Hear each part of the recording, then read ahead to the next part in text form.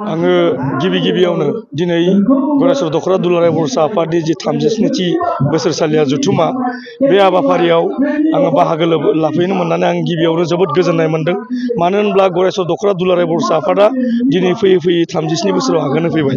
दिनै बे गरायसर दख'रा दुलाराय बर' आफादा मोनसे ओरैबायदि ओनसोल जाय ओनसोलनिफ्रायनो बर' हारिखौ दाफुंनायाव मोनसे जारिमिनारि बायदि खामानि मावबोनायनि बेयाव माने बिथिं दङ। दा बेनिखायनो दिनै गरायसर दख'रा दुलाराय बर' आफादा साननैनि हाबाफारि लानानै जि गोजाम आफादखौ सिफायनानै जि मोनसे गोदान आफाद दाबाय, बेवहाय जि आफादगिरि आरो गाहाय नेहाथारि बिथांमोना थांनाय समावबो मावखादों आरो बिथांमोननि जि मोनसे गोख्रों मावनाय, दा बिथांमोननि जि मावनायनि गेजेरजोंनो दिनै बिथांमोनखौ फिन आरोबाव जि डेलिगेट बा रायजो राजा बिथांमोना माने बिथांमोनखौनो जिहेथु नैबे बोसोरनि थाखायबो लाखिनांगौ होननानै जिखिनि खामानि मावनो लानाय बे खौरांखौ मोननानै आं आरो जोबोद गोजोननाय मोनदों।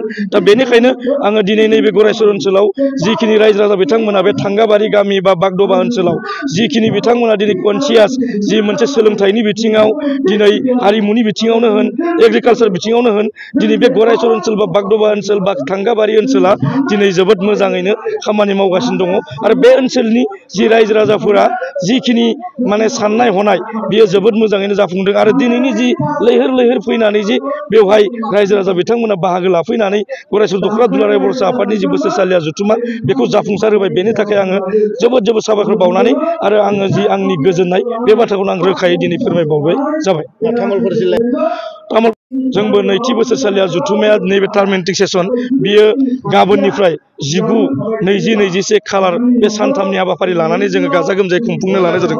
बे जायगायानो जाबाय दिनै माने तामुलपुर दख'रा एबसुनि बेन्दोङाव थानाय निजदिफिलि प्राइमारि कमिटि एबसुनि सिङाव सिखोना बर' गोजौ फरायसालिनि गेलेगा फोथाराव बे हाबाफारिखौ जोङो लानाय जादों। गाहाय आलासि महरै जोंनि दुलाराय बर' आफादनि आफादगिरि मानगोनां दिपेन बर' बिथाङा बेवहाय बाहागो लाफैगोन। आरो बे लेखायैनो बिथांनि जि दुलाराय बर' आफादाव दिनै जिखिनि खामानि मावनाय बे मेसेजखौ जोङो मोनगोन होननानै मिजिंथिदों। बेसेबांसो डेलिगेट्स बाहागो लागोन? जोङो तामुलपुर जिल्ला दुलाराय बर' आफादा गासै मोन 8 दख'राखौ लानानै बेयो मोनसे जिल्ला आफादा दिनै माने खामानि मावगासिनो दङ। बेवहाय खमैबो 500 डेलिगेटआ बेवहाय बाहागो लागोन। माबायदि रायजो राजाफोरखौ बाहागो लानायखौ जोङो बे ओनसोलनि जि रायजो राजा दिनै बानजाय आफादाबो जोबोद मोजाङैनो खामानि मावगासिनो दङ। आरो जोंनाव मोनसे फोथायनाय, बे ओनसोलनि बेयो मोनसे माने सिखोना बर' गोजौ फरायसालि जि गेलेग्रा फोथार, बे ओनसोला मोनसे बर' मैखोम ओनसोल। बेनिखायनो खमैबो जोङो 3000निफ्राय 5000सिम रायजो राजा बिथांमोना बेवहाय बाहागो लानानै साक्सेसफुल खालामगोन होननानै जोंहा दिनै मोनसे फोथायनाय दङ।